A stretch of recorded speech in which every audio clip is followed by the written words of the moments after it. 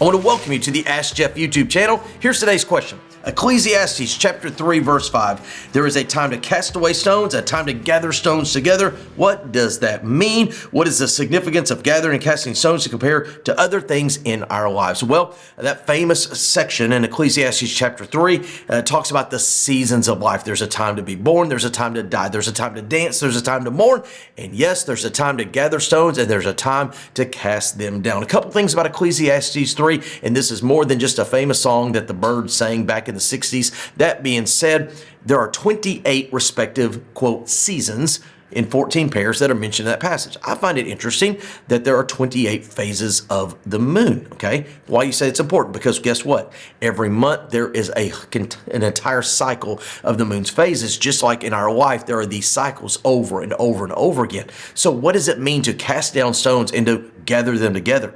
Well, there is a time to build and there's a time to tear down. Now, let me get literal here. There's a time in life to build a home. And there's a time in life to tear down a home. I've seen some that need to be torn down. There's different seasons. There's different times. There's a time to build a company, and there's a time to close it down. There's a time to promote something, and there's time to not do so. So I think when we look at Ecclesiastes chapter 3, verse 5, yes, it's about literal buildings. There are times to build a new home. There are times that dilapidated structures need to come down. At the end of the day, what's so important about Ecclesiastes chapter 3 is this, that everything in life is seasonal and nothing is permanent outside death and eternity. Great question. If you have one, send to askjeff.net. Maybe your question be tomorrow's.